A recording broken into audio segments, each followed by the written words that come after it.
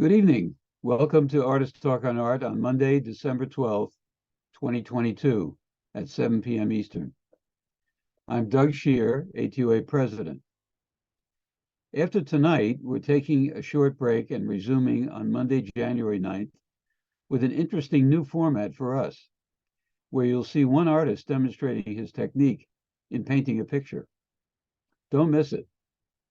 See our website later this month for the details.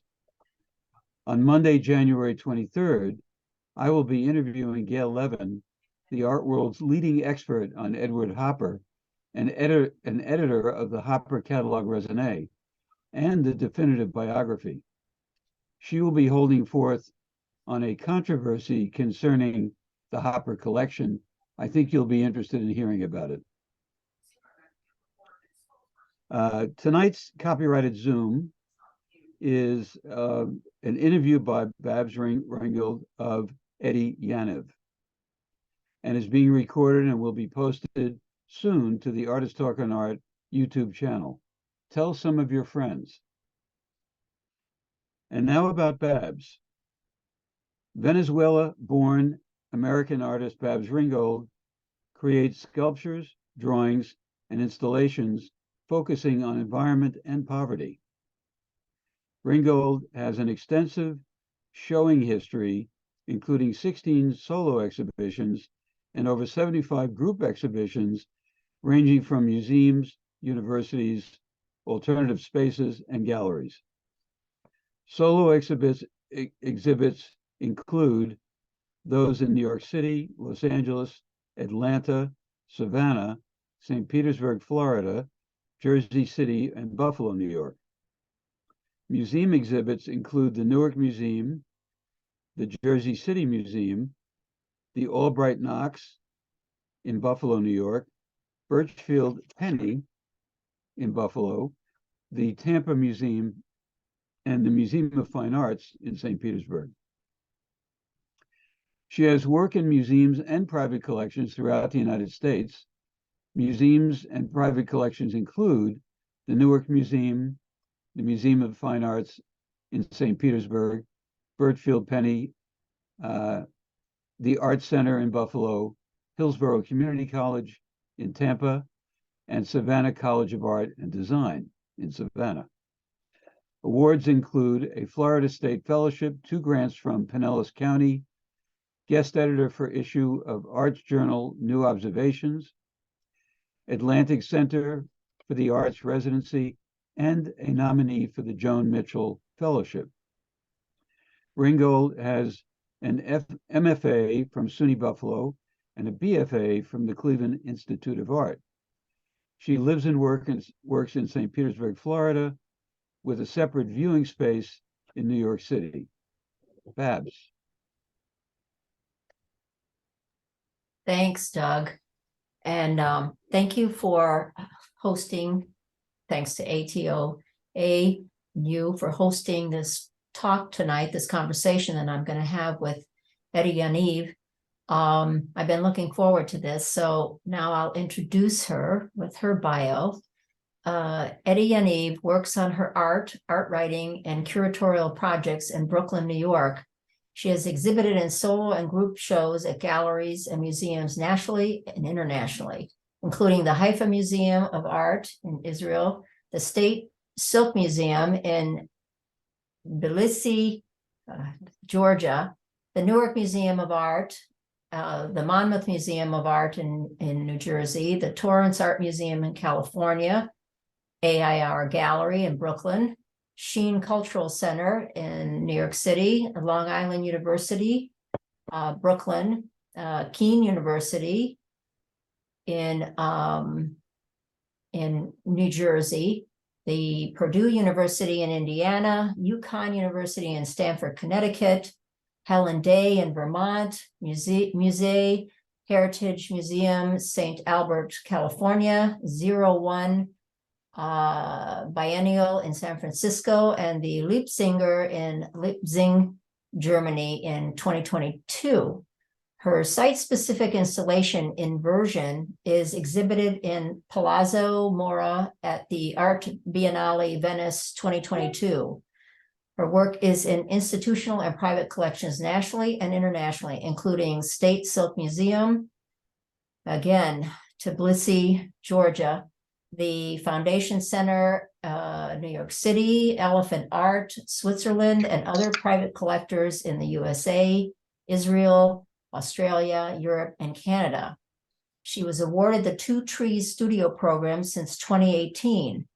She is editing and publishing the online magazine Art Spiel, and her that can be looked up and found there, and it's active and ongoing, and she's always putting up exciting stuff. So without further ado, I'm going to ask the person who is have their audio on to please If you're silence watching and not themselves. speaking, please mute yourself.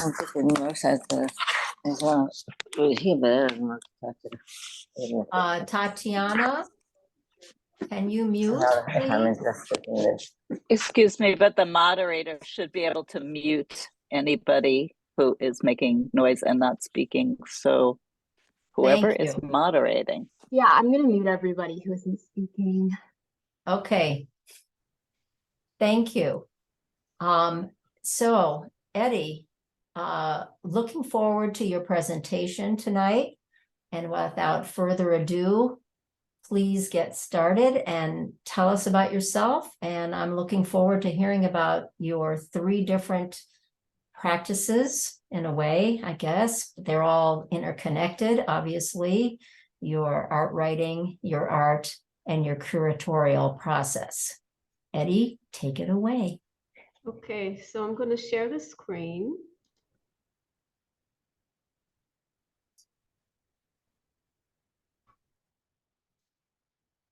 Can you see?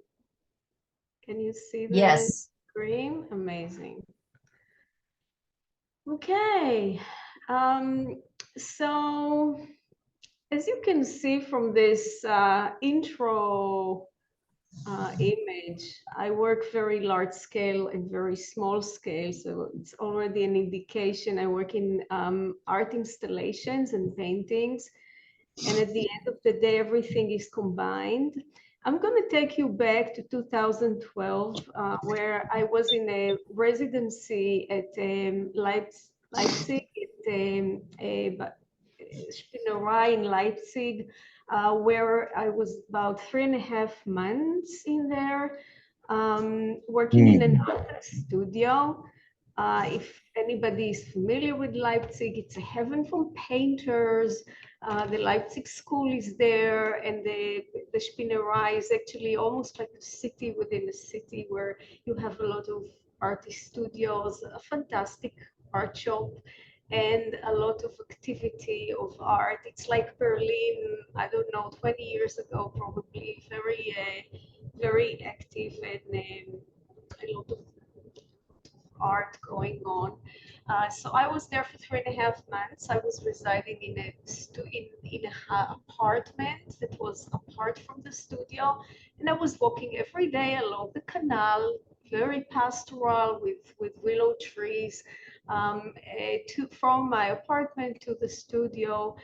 And the work evolved this way. The work evolved around the space, around the place, around an unfamiliar place where there are layers upon layers of history upon every step that you go there. There's the brutalist communist architecture. There's the German past. You can see it all around you, and then there's also an amazing nature, the willow trees, and this German romanticism is there along the canals, and the dilapidated industrial buildings.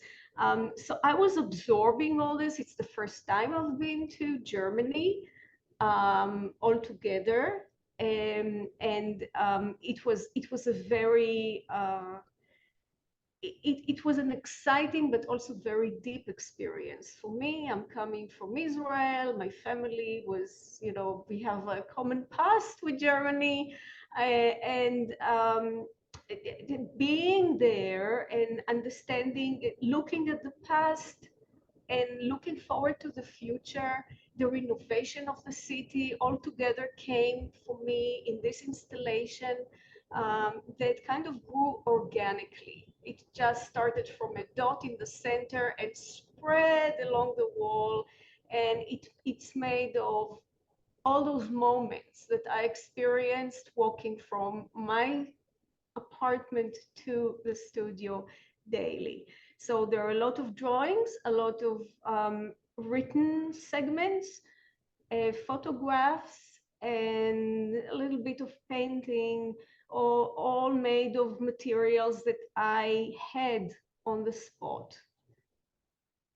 The reason it's called 1509.9 nautical miles from the Karl Heine Canal is because this is exactly the distance from Leipzig to Tel Aviv, where I was born.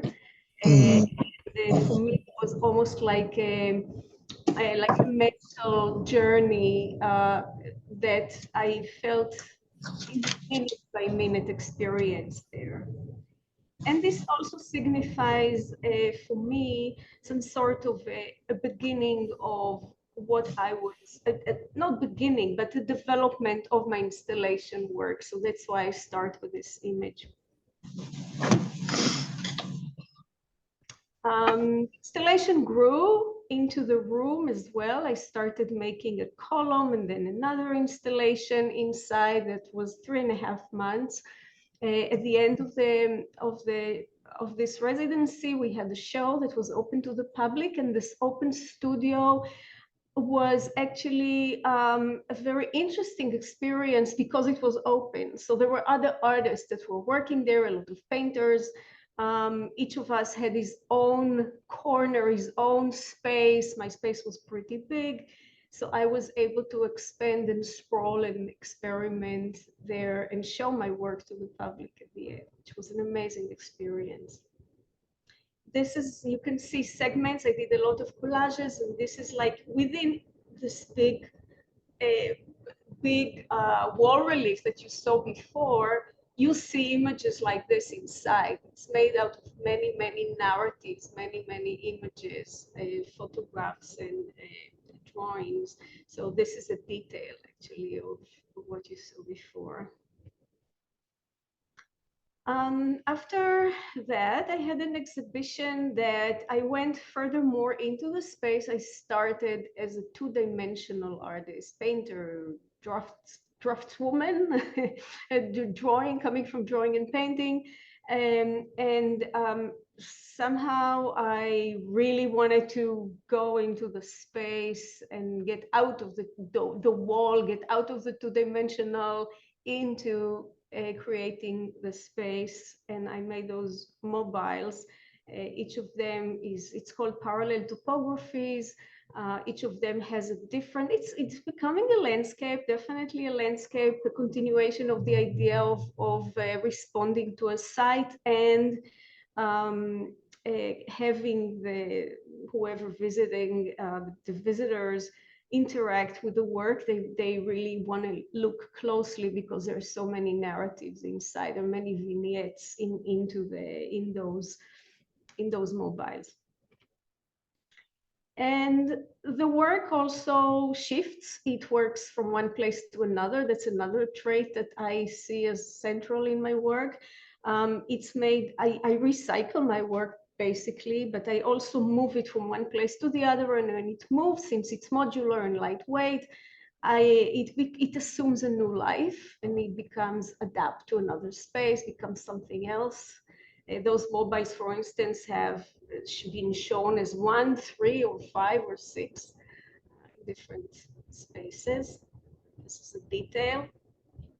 It's made out of thousands of pieces that are assorted and kind of nothing to do with each other seemingly, but when I coalesce them together, they become this entity.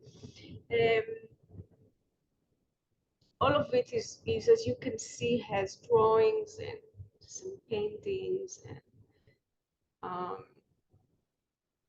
reused material. That's another close-up from this mobile.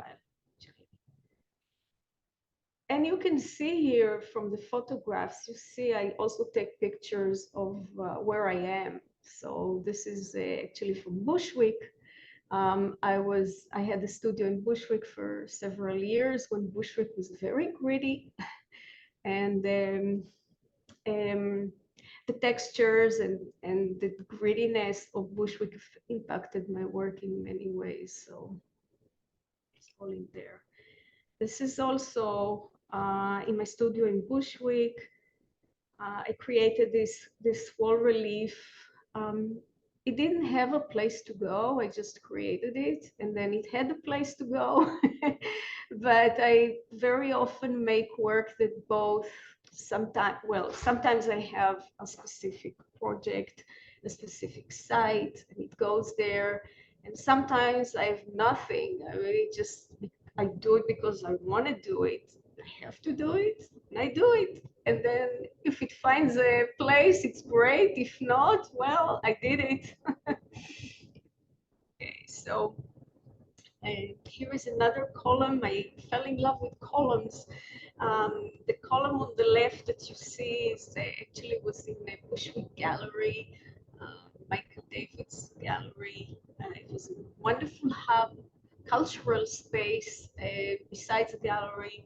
And I looked at this, there was this column at the center of this industrial building, like, you know, it used to be textile or something like that, and now it was a studio building. And I wanted to make this column around the existing column. It was a place that nobody used before, and it's very central in the gallery, so I made it out of very ephemeral material. All those images here have, again, a lot of stories inside, a lot of them related to Bushwick. And I thought that this ephemeral column in the middle of this industrial building made sense. Can I interrupt you for a second there, Etty? Of course you may. I encourage interruptions. Okay. This is literally going around the column that is in the space. Yes. And how can you tell us, like, how are you attaching? Of course. Because the first thing what? I'll reveal everything. Yes, Babs. It's modular. So the way it works at this particular, this one I made out of boards, foam boards, very heavy, like, you know, good sturdy foam boards. And they were cut into 3 segments. So it was like a puzzle at the end, you know, like putting them together. I had like, this is 1, 2, 3, 1, 2, 3, this side, that side. And then I combined them together like a puzzle that made this whole. So that's how it was attached around. And then it moved to Newark Museum. The one on the right that you see is at the Newark Museum. And over there, the ceiling was a little shorter. So I had to cut. I had to cut this piece. So you adjusted for the next installation. I totally adjusted it. And then that's not the end of the story. You'll see the next one. It's in the somebody's ceiling. And then I guess it resides there as long as this person wants it to reside there, but that's his home now. The one on the right is an image out of that. So as you can see, there are like the monumental landscapes inside each of those segments. Of course, when it's on the ceiling, and nobody will see all those details, but you know, it has another effect. So can you tell, again, I'm going to interrupt. Can you tell a little bit about how you're literally putting all of these materials together? Are they glued? Are they stapled? I guess give us just a quick insight into your process of how you're putting all these different materials. And do you have, because I seem to recall you have plastic in there as well. You do like bits and pieces from all over the place that you put together to make these giant installations. Do I have that right? You do have that right. The majority of the material is actually recycling of my own work. And then there are bits and pieces of shipment material that which definitely is plastic. There's bubbles, you know, things like that that are plastic. So it's a mixture. If you talk about material, there's fiber, plastic, and paper. These are the three materials that I have. The way I coalesce them together is by acrylic. And yeah, it's acrylic. So as I said before, I'm coming from painting. And for me, each piece, each morsel there is like a paintbrush. So for me, it's becoming like a three-dimensional painting. That's the way I approach it. But it's acrylic. I see that. I see the painterly quality to the work. And obviously I know you're going to show us shortly some paintings as well, but I can see that because I too moved from painting to sculpture. And it is interesting how artists who begin with painting and then move into sculpture, they come at it from a different angle. So that's fascinating. I'm sorry, go on. No, don't be sorry. Just interrupt me any minute. Same goes to the audience. If you want, if you allow, Babs. Thanks. Okay, so yes, so the idea here is that it's transforming, and this is kind of the whole process. My process is to flow with the material. It's like a counterpoint between the material and me. It's like a constant moving. And when it's never done, actually, because it keeps moving, it keeps changing. That's the way I see it. And the whole idea of the recycling is also the continuation of this movement. Oh, that's interesting. Okay. Yeah, got it.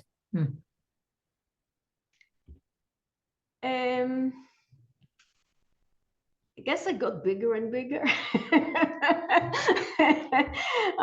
So this is in Purdue, and I had this combination of sculpture and wall reliefs. And it's called urban sediments, but the idea was that it's currents of sea, currents of air. I think I have another, like you can see, well, that's before. No. Maybe I have another slide that shows you the currents in the wall reliefs, because it was based really on diagrams of currents. And in Purdue, it was very interesting anecdote there that one of the students, they're very good in engineering and they have aeronautical engineering in there. And one of the students was staying there and back and forth and looking, and he was so excited. And he said, you know, I know this. I know where it's coming from. This is like currents. I've been working with these. And the way he was so enthusiastic about seeing those currents that he knows from diagrams into a pictorial space, that it was one of the most moving comments, interaction with the viewer that I had. Because you could see how it moved him and how it made him look at the world in a different way, his world, his current world, because that's his job. Yes. David, you had a question? I had a comment. I think I recall you saying that you just take whatever is available, what is within reach, and apply that to your art. Not really. No? No, if I said that, I take it back. Not everything that's available within reach. There is a selection going on. I would say that I have a lot of material that I make, right? So would you say that the material determines where the work goes, or you already know where the work goes and you seek out the material? It's both. It's a dance. It's both. It's both. Yes, totally both. It's a counterpoint. It's like, you know, you have I have in mind an image, I have in mind an idea, I have in mind something. It's not like I just go with the material and then it goes wherever it wants to go. No, it's not like the material wants something and I want something. It's working with, it's flowing with, it's improvising with, it's, you know, so it's 'Cause there's a term, a French term, bricolage. Do you know this term? Yes, I do. Whatever within reach, I will make some art out of it. And that's what I was thinking about you. Yeah, bricolage. Right. Just Right. whatever. Right.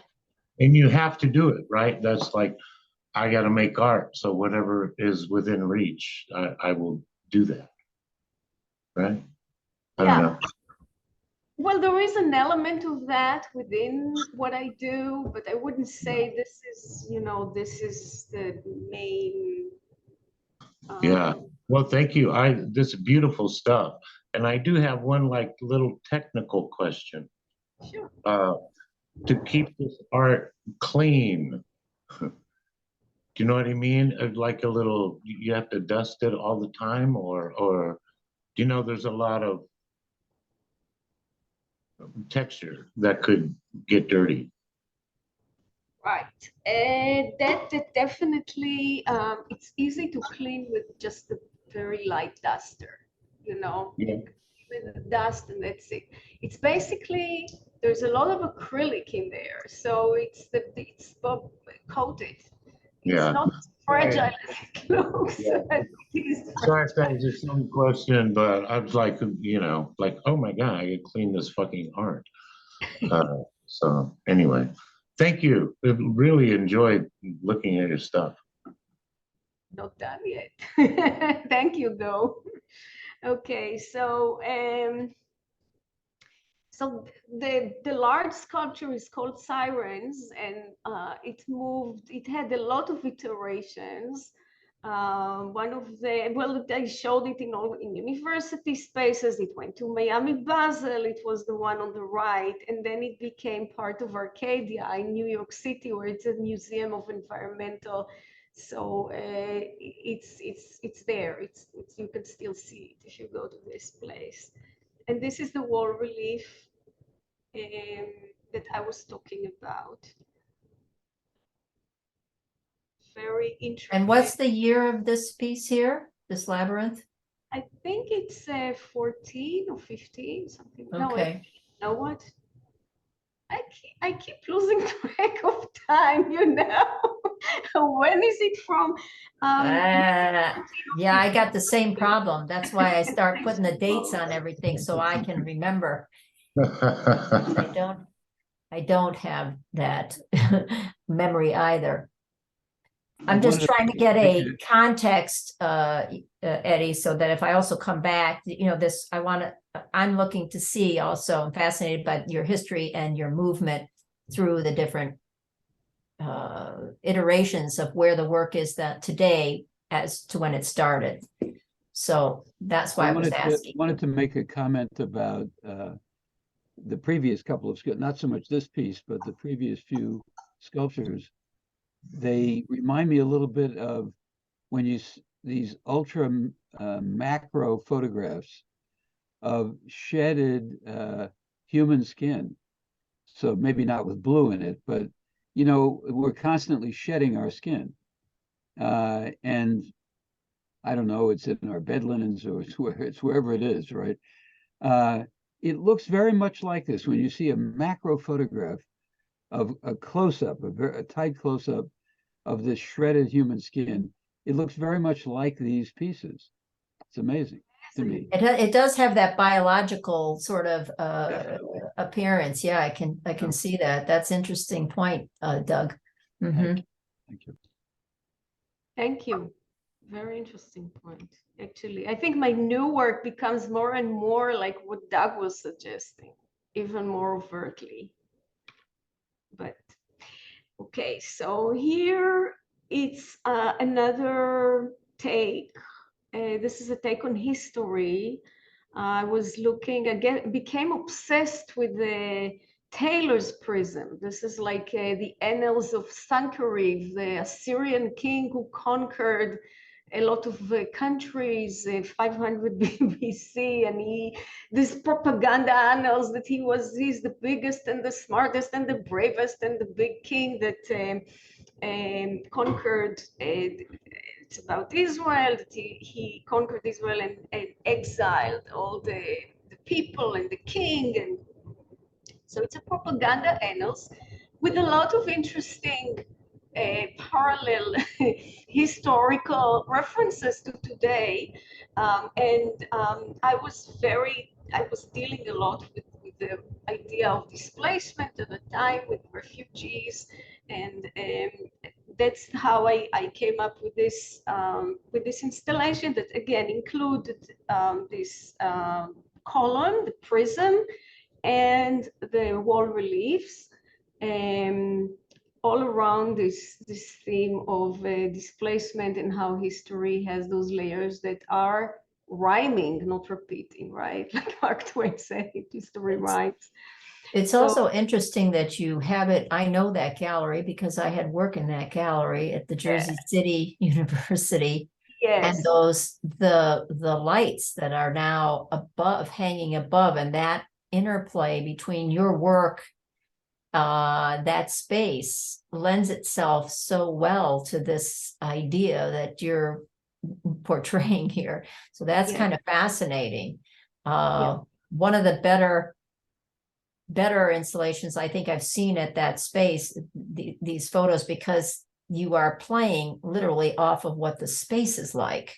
Yes, I did. I thought a lot about the space, such a unique space, right? Yes. So difficult. It has all those curtains and windows and this Gothic, Yes. the chandeliers. So I was playing off that for sure. And by the way, this prism, I don't know if it shows in the photo, maybe on the left, you can see it's floating. So it's not on the wall, it's not on the floor, it's actually floating above the floor. Okay. Okay, so that's suspended as well. Suspended, yeah. Okay. That way, not from the ceiling, but suspended. And this is a close-up of this other, if you look at on the slide, we don't say slide anymore, the image on the right, you would see a lot of faces actually that I took from Google of displaced people throughout history. And they all merge into this red blurb in the middle. The one on the left is an image from it's called the Jerusalem prism or the Taylor prism. It's actually those annals, the prism is in 4 places in the world. One of them is in Jerusalem, the other one is in the British Museum, the other one was in Chicago, and I saw all of them. I was so obsessed with this. So this is the close-up of this big colossal column. Tbilisi. So it is Tbilisi. The T and the B are together, Babs. So it's Okay. like Tbilisi, Georgia. Okay. A lesson. Tbilisi. Okay. So this is another residency with a crazy space, and I chose this space of all spaces. They have another space. It's like a gallery queue to die for. Big white walls, no interruptions. No, I have to go to the Russian 19th century Russian architecture that's so amazingly gorgeous. It's very hard to compete with. So I really wanted to do something there. So I went there, and I wanted the balance here, the juggle here was how to be part of this architecture, but also to stand out. How do you do both? How do you survive in this elaborate, wood cuts and books about natural history, and it's like it's a real gem. So Quite a that- challenge. It's Mhm. quite a challenge. Very hard to document, very hard to take a picture of. It's very experiential. So people would walk around, and in all those, I took all the material that you see here, I found in their attic and in their basement, and they let me excavate all those materials from the museum, which was actually it's a historical museum, and they actually made with silkworms, they made silk. So it was part Oh. of the Silk Road. Yeah, it's a lot of Wow. history there too. I'm very attracted to those places, layers upon layers. It's a country. When I was there in the transition, kind of reminded me of Leipzig in a way, because it was in between. It was removed from the Russia, right? They had a war. It was the older generation is still nostalgic for the Russian. The young generation is like, we want independence. We're Western, you know, this type of conflict. And it's a beautiful, beautiful country, lovely people, very exciting history in the middle of East and West crossroads. So I was very happy there. You know, and it also reminds me a little bit of Patricia Cronin's installation at the Venice Biennale, where she had it in this incredible room that was filled with you know, a mantle and all this old architecture, and then she's got these things draped across this table and on the mantle, and kind of this idea like, how do you take over the space and make it yours and yet showcase the space? It's a challenge. It's interesting. Since it was a lot about silk, there was a lot of cloth and all that, I picture for a photo, for instance, if somebody gave me in the street, there was a shop, an antique shop, and he gave me the photograph, and I said, this is just perfect for this. It's amazing that they let you take all those things and do that. That's fabulous. Yeah, very generous. Okay, so and the idea of the table continued, and I started making those. Can I show on YouTube? A short YouTube? I think You're you muted. can, but you may have to stop the screen sharing and then go onto the YouTube Oh, really? window. If you want to do that, you, Oh, I'll open in a new tab, in a new window, okay, right? yes. Well, it works. There you go. So this is not a very good video because I took it. It's not professional, but it was in Keen, and what I made was a lot of paintings of mine became books, open books, and I placed them on a table that became like quite apocalyptic, I would say. But it has a lot of narratives in it, interacting.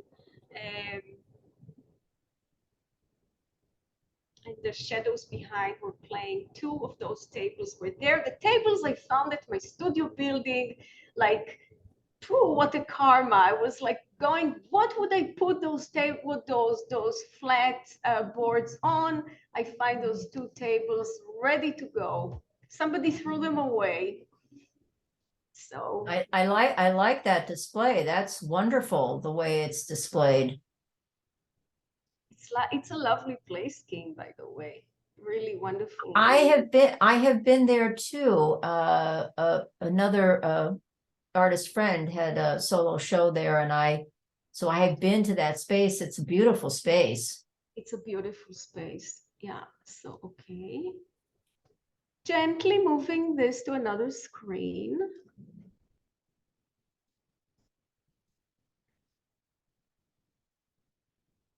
Closing that.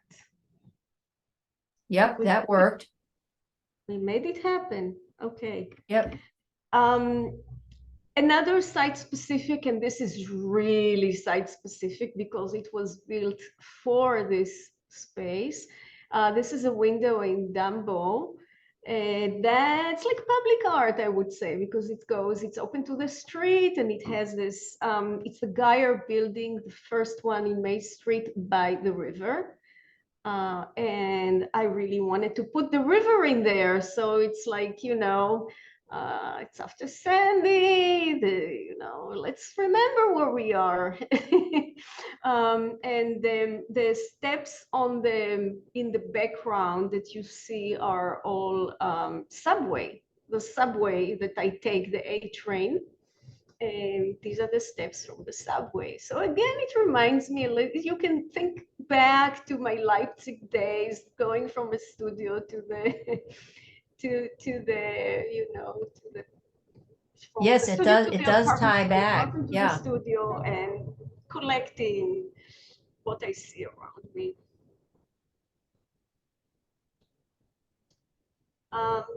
This is in LIU.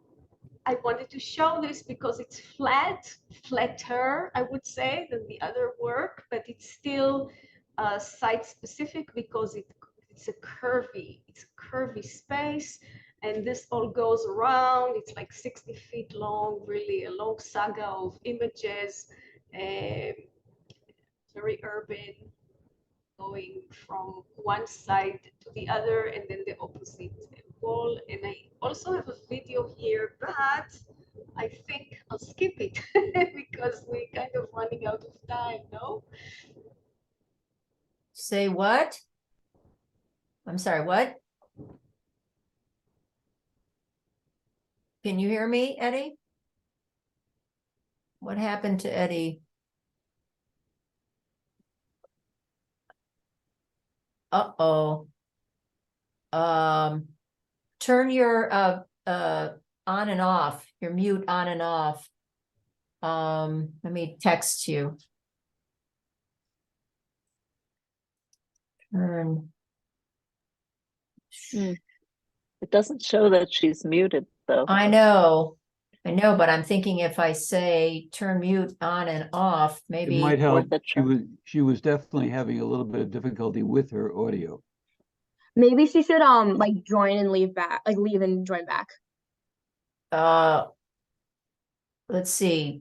She could start by ending the screen share and see if that helps.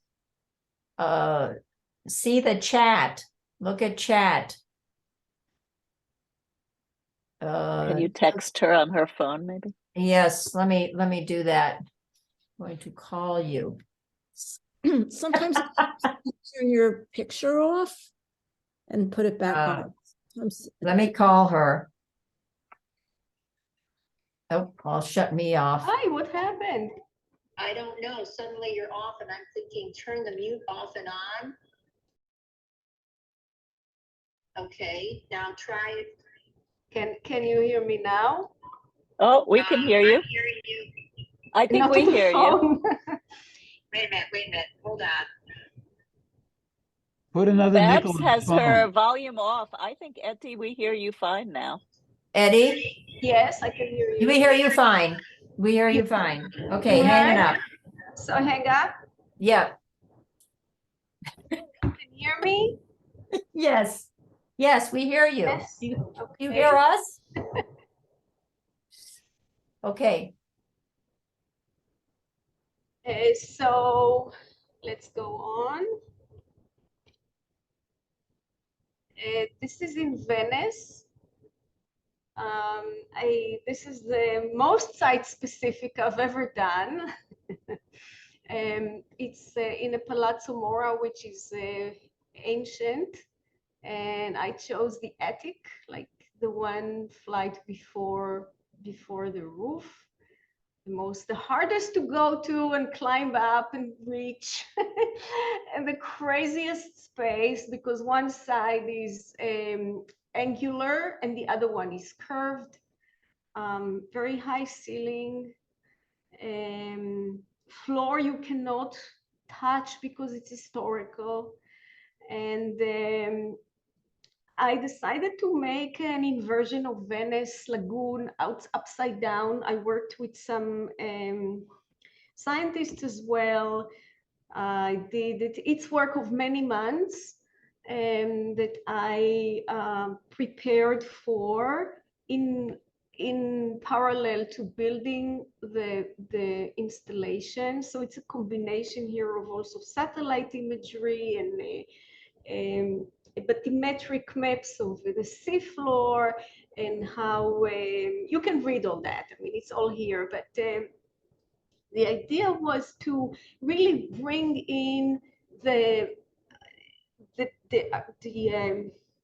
idea of the water coming down from the ceiling, coming down from the top, coming down, and creating some sort of environment that is both almost like a map, but also fluid and brings the idea of Venice into the space. Now, the other thing was that I didn't know when I was making the installation, because I made it modular, brought the pieces shipped there. And then I was working for about a week on site and made a lot of changes because the light was different and not all angles were the same. And the color was a little bit different when I was there. So I changed some of the work. I mean, maybe nobody else noticed but me, but it was a tiny change that I did on site. I'm showing all those images because those are the images I was looking at. And some of them are in one form or another incorporated into the installation. I built a model that's one-to-one of the space and worked there for a few months, several months, a year, I would say. So it was a big project for me. These are sketches I made based on those maps that I got from the scientists. Can you talk a little This bit is the working about process? You see on the left the one-to-one model that I built. On the right is the installation growing in this model. Can you And talk that's a the little, Venice. Etty, can you hear me? Can you hear me? Not hearing me again.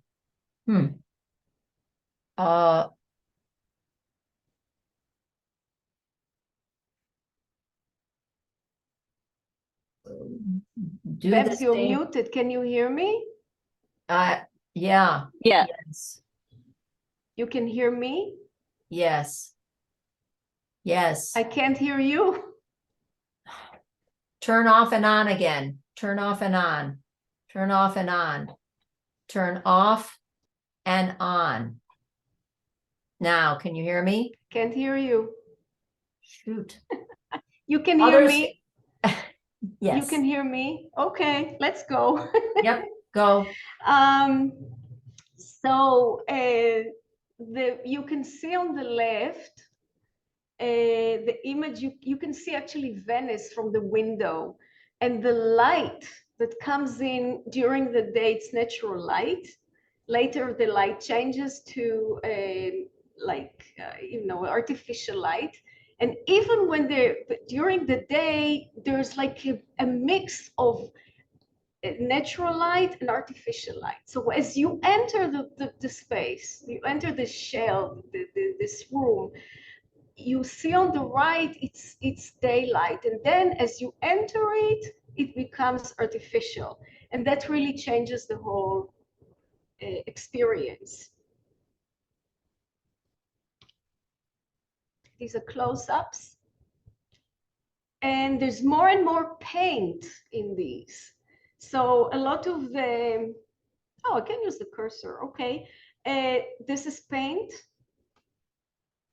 And this is paint. There's a lot of painting going on now, and that's a direction that I'm going. So the idea of the painting and the sculpture is evolving for me. the idea for the ceiling, the inversion was also a tribute to those amazing walls, ceiling paintings in Venice, in those palazzos. So in Venice, I have to start from the ceiling. This is the side, gives you an idea. Babs, you can hear me? Okay, we'll do sign language. But you can't hear me. Okay, that's a dear friend who came to visit and took pictures.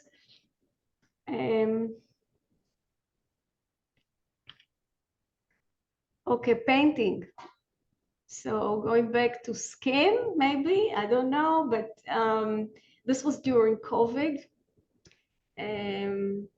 I started painting daily, smaller painting, like really small.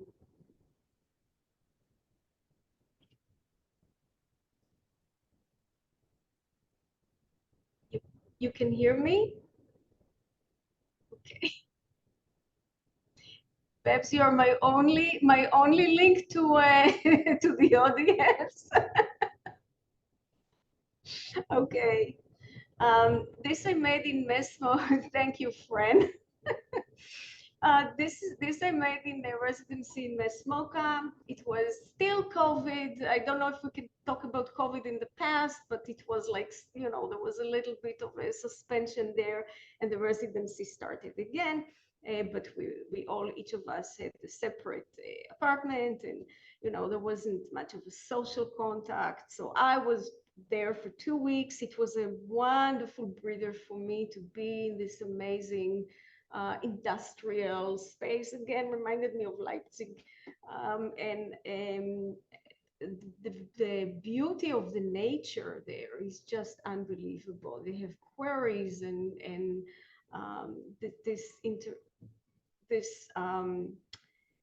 intersection between the industrial space and the industrial architecture and the nature was very strong for me. So I think you can see it in this painting, for instance. This gives you the scale. I had a show during COVID with those little paintings.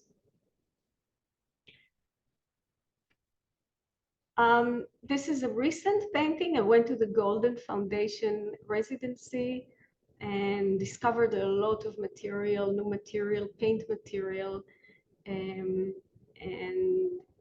I'm still processing that, but it really entered my paintings.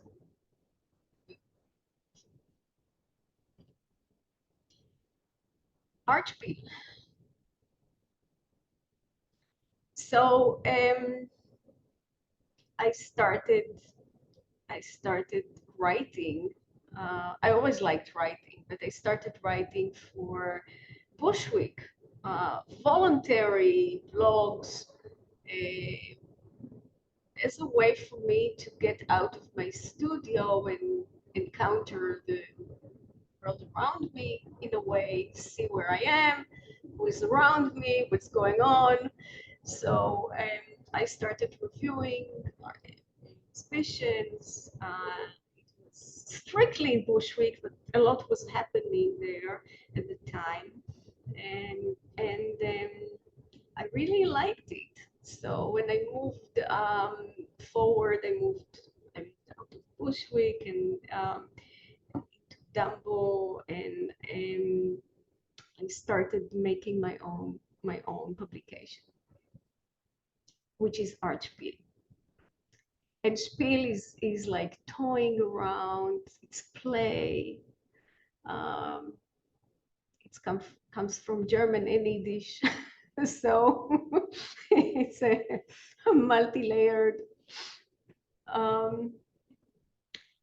And in Archpeel, I cover, well, I work with other writers as well, and I cover exhibitions, I interview artists, and it's not only I, it's like we.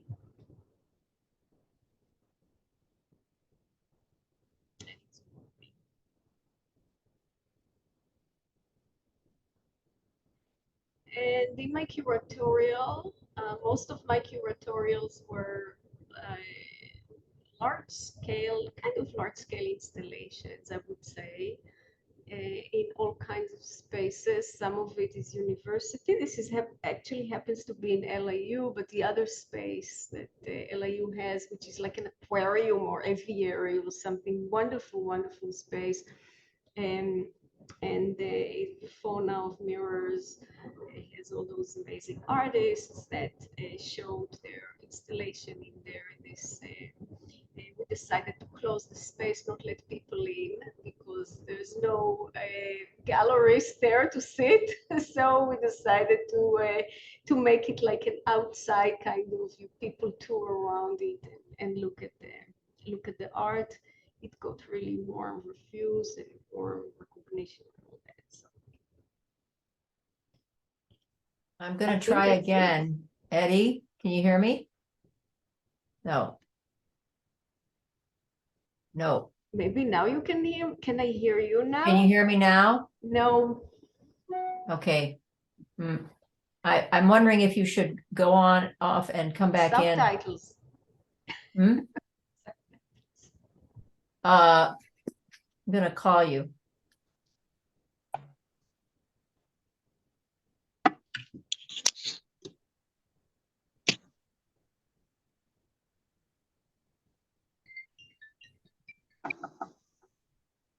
Hi, Babs. I'll put you on a speaker. How about that?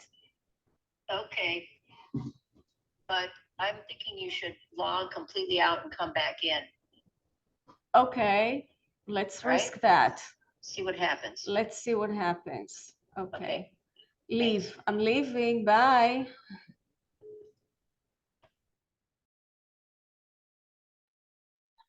Sorry about this. I don't know what's going on. Why she's having so much trouble. I wonder if it's her connection. I think Doug was right. She was having her voice was going in and out when she was originally speaking, but maybe, I don't know. Let's give it a try. It's the only thing I can think to do. You there? Can you hear me? Oh, Etty, you're muted. You're so you have muted. to unmute yourself. There. Can you hear us? I can hear you. Can you hear me? Yes. Okay. Yay. Out. Okay. Now you can screen share if you want on your or if you're done with the images of your curatorial, do you want to show any more of that? Or do you want to just talk about your curatorial process and also art spiel, how you you said you got started writing for made your blog, you called it Art Spiel, and can you give us just a little bit of a timeline history, like when this actually began, like dates, and how you turned it into what I was fascinated by is like you had all these wonderful interviews, you mix it up between exhibitions, interviews with other artists, and I love your curious nature of how you approach your interviews, wanting to learn about what other artists are doing. And it seems that your curatorial process is interlinked with that as well. It feels like you approach them both in the same way. So could you just talk about that a little bit?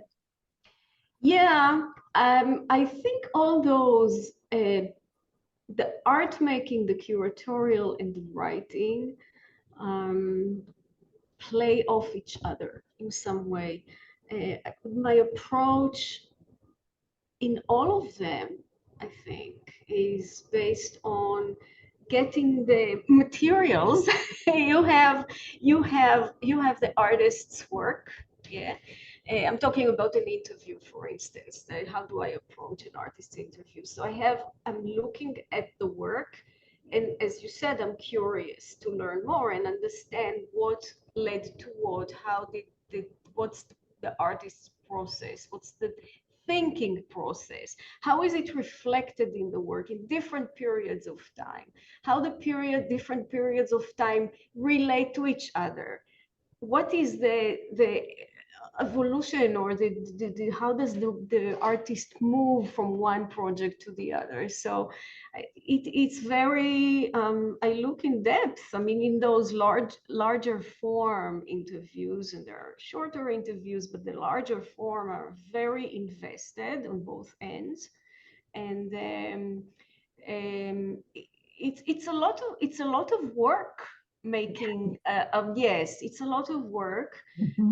But I do like it, and it's a working process as well, because things change in the publication. Like new formats are born based on interaction with other writers and ideas. So I'm very open to that, and doing things that are experimental and maybe not always work well, but trying all the same.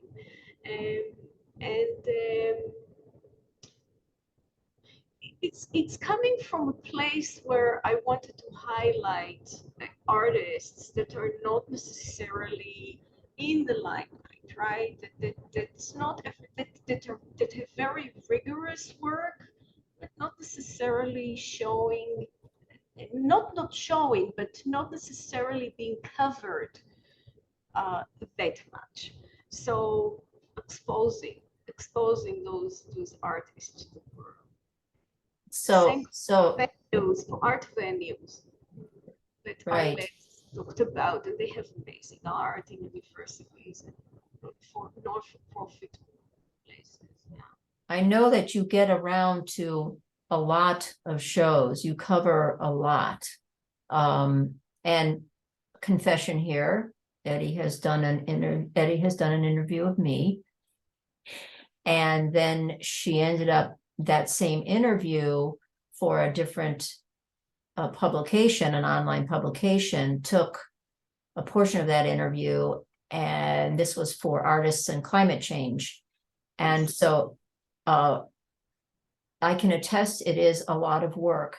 It's a lot of work on her part, and it's a lot of work on any artist that wants to do an interview with her, because you're back and forth, and the process of picking out the images and those kinds of things. And I'm pushing too. Pardon me? I'm pushing. You know, sometimes artists have a very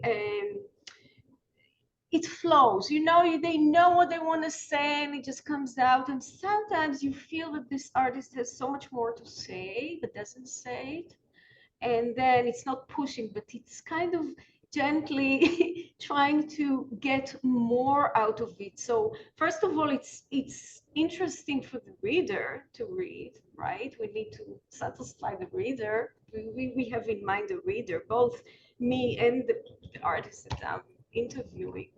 But it's also for the artists, because I find that a lot of artists, after this process, they find that they come up with a lot of ideas, ways to approach their work. And for me, it's something for me too, because I learn a lot from other artists' processes. I'm curious about that. I really want to know. So. And that was one of my questions. Do you find when you're interviewing people and you're looking at a lot of work, I know for myself, having these discussions, you go back and you reanalyze some of the things that you're doing. You look back at them and see how it affects it. That's why I find it fascinating that you're talking about, as you're doing the interview, it starts to change.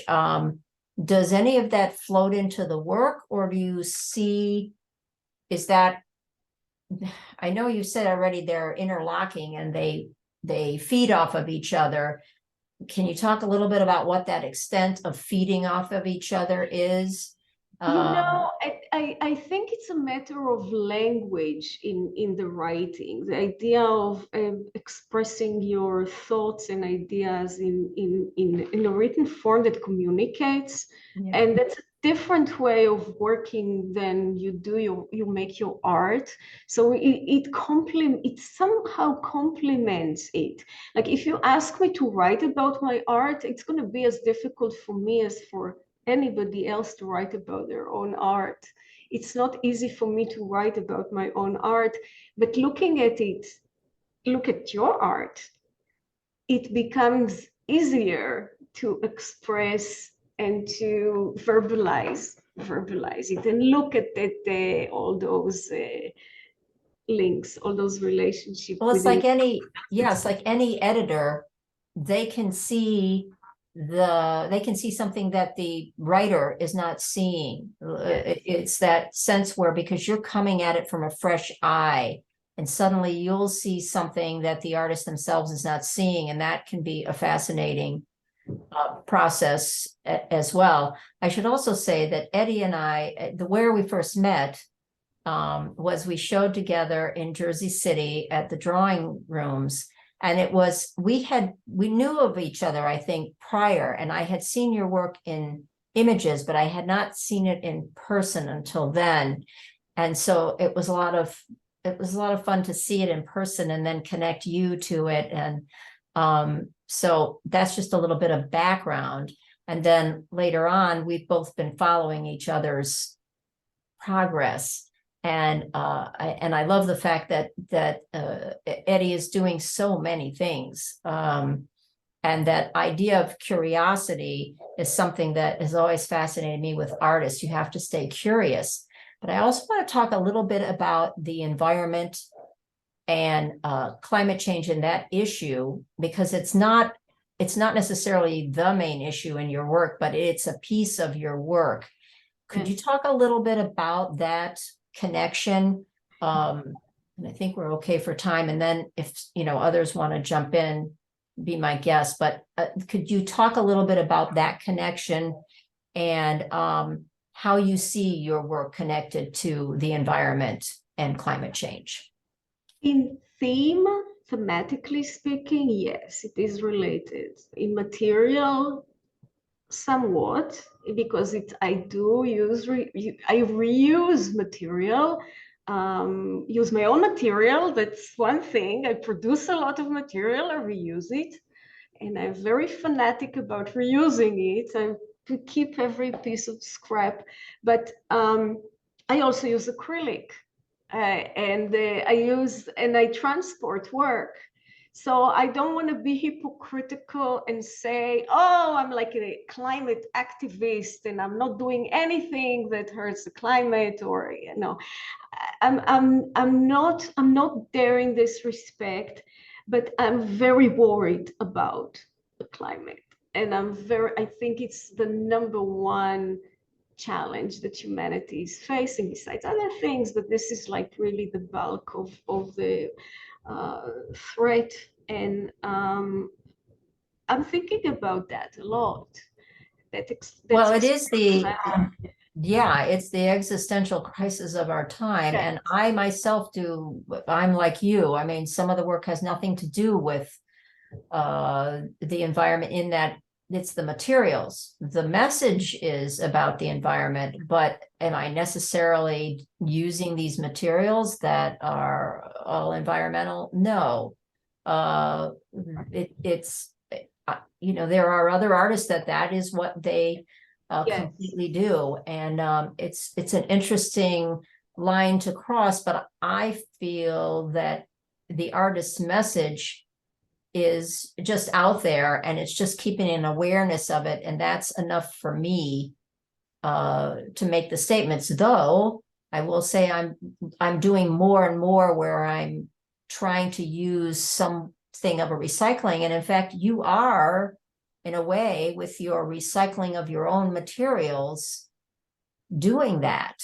You are. Yeah, I'm also using shipping material. I'm using used, objects as well. So I'm really recycling. That I can say that, but I cannot come with a stand and say I'm like a activist of environment and I'm not using anything that hurts the environment, because I am hurting the environment by showing my work.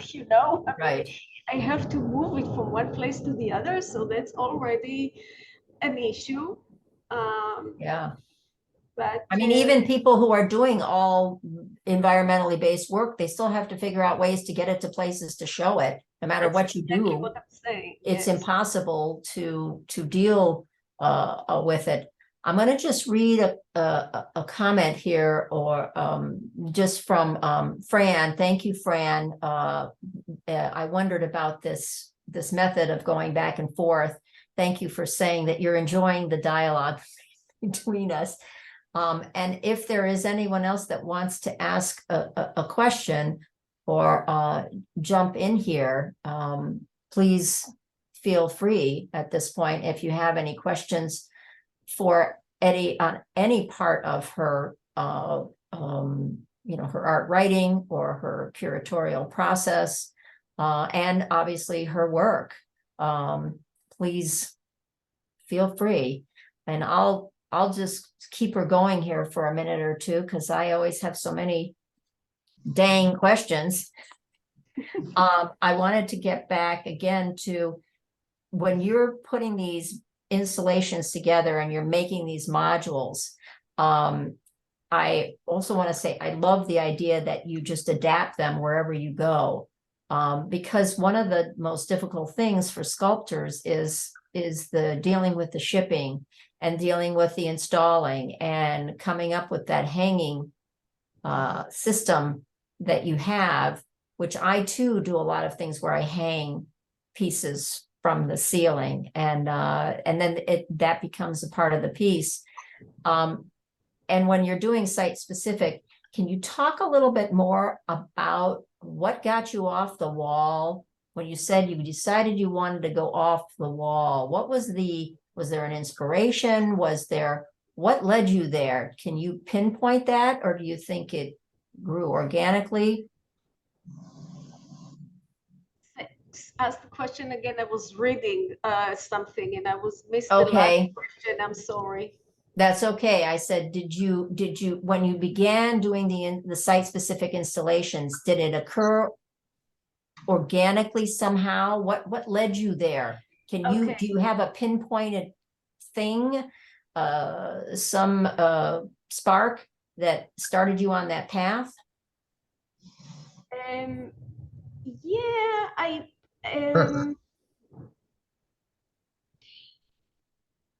in my MFA, for instance, when I did my MFA, that was early on, I started making installation that was both wall related and suspended. So I started early on playing with this.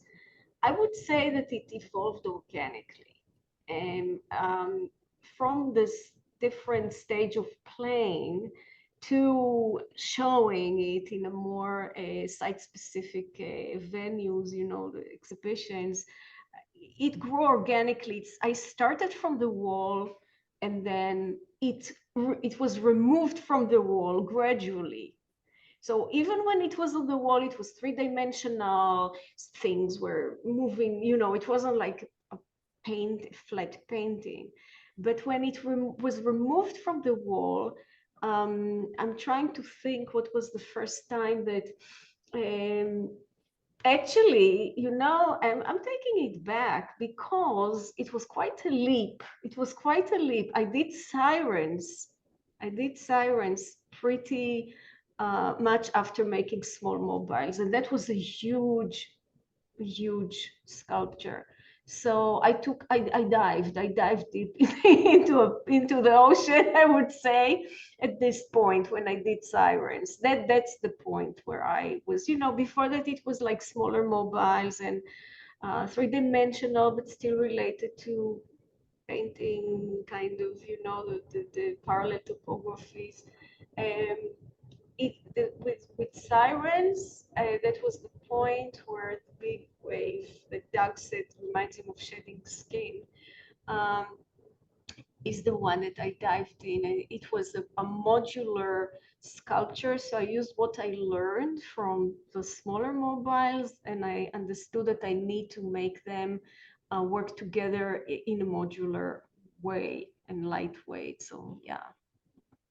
There's now questions are starting to come here. Okay, all right. Okay, so Melissa Stern said, where did you build a full-scale model of the Venice space in your studio? Curious also about the substrata for the big projects. Do they have a kind of skeleton?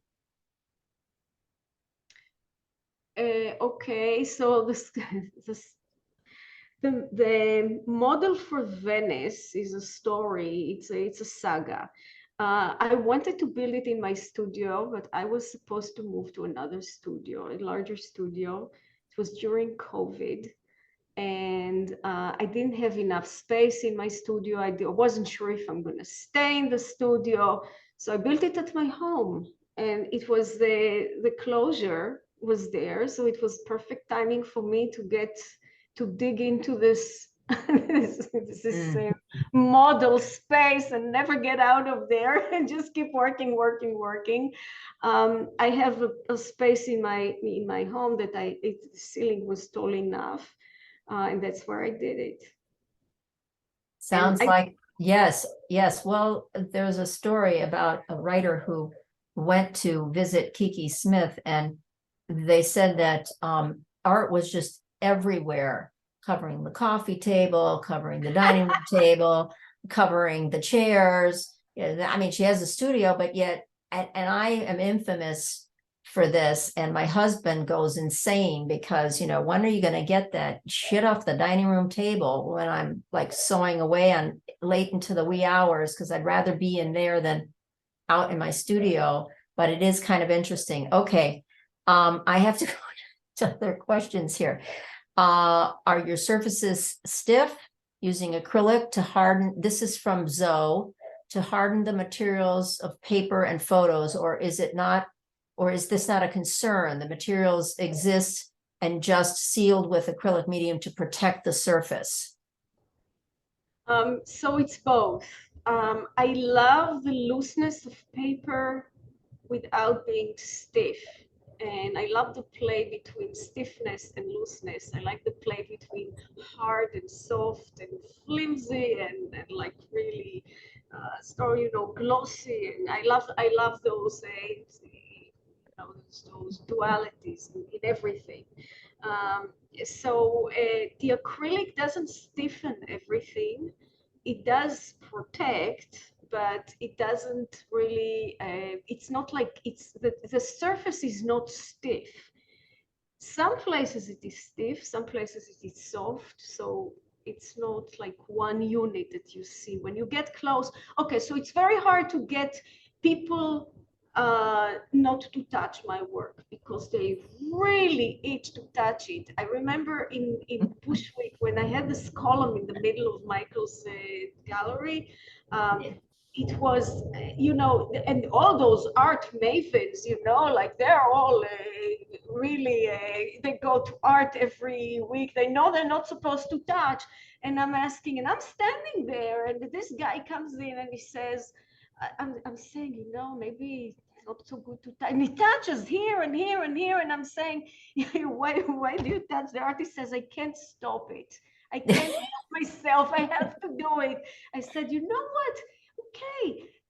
As long as people don't tear it, I take it with it. It comes with it. People really want to touch the work. And I'm very happy about that. Yeah, well, there's that visceral quality to your work that I have the same thing. People always want to touch the work. I mean, especially the hair stuffed organza items. They want to squeeze it. There's something about that they just feel a compunction to do. And I could go on about the Neri Ward lube grease covered limo in the somebody's asking me, you're pointing to me to I'm going to just say this one thing and then I'll get on to the next question. But this was in the Whitney Biennial, and he had this lube greased car behind a huge cage of just iron bars, like a prison.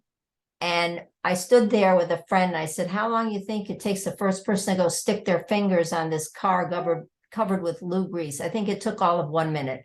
Anyway, okay, on to other questions. I think Melissa also asked something else. The second part of her question was, if I understand it correctly, if there's a skeleton. Right. So, I mean, I think she means if there's like some sort of a structure that I build around, and the answer is yes, there is. and the structure varies. It's always light, a structure underneath. Yeah, she says that. I'm listening to you and reading the chat. So yes, there is, and I use very often a chicken coop, which I learned that from Samuel Green, who showed with me at Governor's Island, and she's using chicken coop, and you could see her work in front of mirrors. I curated her show. She does huge installations using paper. Yeah, chicken wire. Yeah. And she uses a chicken wire, so I learned it from her. But I'm not using only that. I also using other wires, and so there is some structure. It's not all loose. Yeah. Yeah. Yeah. Then also what was it? So Fran says, I'd like to know more about the logistics of your large scale installations, planning them, building them, etc. But they may have to be, that maybe have to be another talk. She had to get going. I'll also read, there's Paul mentions, Paul D'Agostino says, there seems to be concern about climate change already equating to matters of materials sustainability. That is surely relevant, but it seems perhaps not obligatory or prerequisite. Might it make sense to think about climate change, art, yours, or in general, as work that pertains to nature and climate thematically? Yes, and change or evolution formally, thereby cohering as a visual experience as work about climate change. Yes. And then if you want to answer that, Etty, I think we're both saying yes at this point on that. Anyway, thank you, Etty and Babs, for such an intelligent and in-depth conversation. This is from Deborah Wasserman. Etty, it was very fluid, clear, and inspiring, and you're full of passion and curiosity. Yes, Babs, I appreciate you organizing and sharing with us this special talk tonight. So you're getting one more question by David. Is this you? No, this is one more question, please. Okay, by Doug. I think we're going to tie it up here because we're hitting the hour. We're getting thanks from everybody. So it looks to me like we have to give a clap for Etty. Give it up. This was like really wonderful. Thank you. Thank you. I would like to jump in and thank both Etty and Babs. I'd like to thank our volunteers and interns, our board of directors, and I would like to thank all of you for coming and being with us tonight. Don't forget to mention this to your friends because it will live again on YouTube shortly, and not long after that, it will be at the Smithsonian. Enjoy your holidays. Join us on the 9th of January, which will begin our 49th year. Wonderful. I would like to say your work was completely enveloping the whole body and every piece. It like completely enveloped me. It was really beautiful stuff. And thank you. Thank you. Yeah. Thank you, Etty. This was wonderful. Thank you for agreeing to do it. Thank you for ATOA for agreeing to do this. I had a lot of fun. I hope the rest of you had some fun. Oh, yeah. Yeah. Cheers. Carry on. Good night. Okay. Good night, everybody. Thank you. Good night, everybody. Bye. Okay, bye-bye.